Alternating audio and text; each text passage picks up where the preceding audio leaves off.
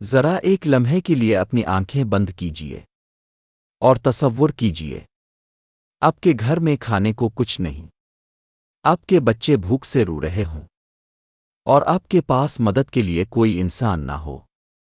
ایسے وقت میں انسان ٹوٹ جاتا ہے، مایوس ہو جاتا ہے، شکو کرنے لگتا ہے۔ لیکن آج کا یہ واقعہ ایک ایسے شخص کا ہے جس نے بھوک، غربت اور آزمائش کے باوجود اللہ پر سے اپنا یقین کم نہیں ہونے دیا۔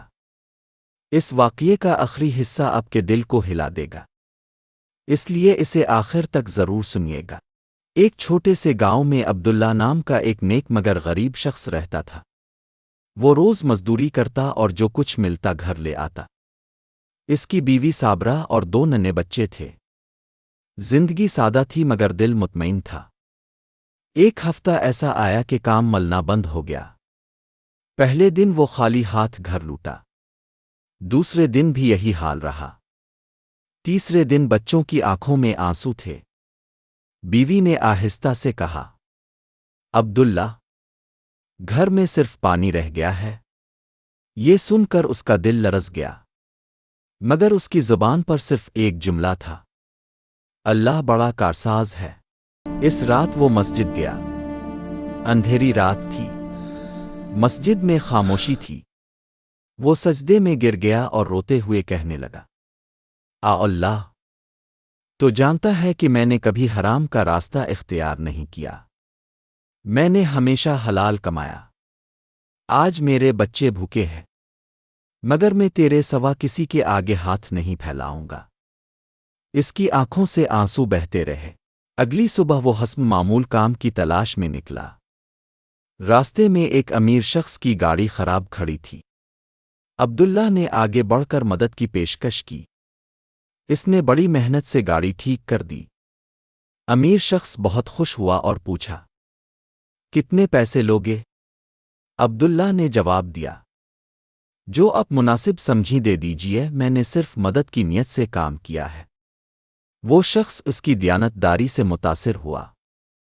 اس نے اسے اچھی خاصی رقم دی اور ساتھ ہی اپنی فیکٹری میں مستقل کام کی پیشکش بھی کر دی۔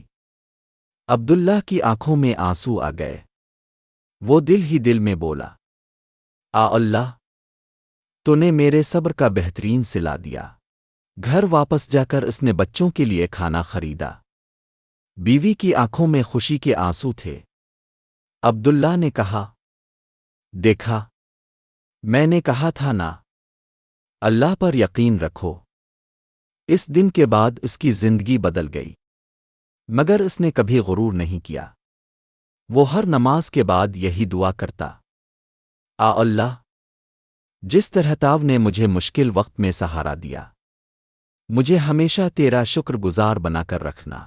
میرے عزیز دوستو، زندگی میں آزمائشیں آتی ہیں، غربت آتی ہے، مشکلات آتی ہے، مگر یاد رکھیں، اللہ اپنے بندوں کو آزماتا ضرور ہے، مگر چھوڑتا کبھی نہیں۔ اگر آپ آج کسی مشکل میں ہیں تو مایوس نہ ہوں، ہو سکتا ہے آپ کی مدد بھی کسی غیر متوقع راستے سے آنے والی ہو۔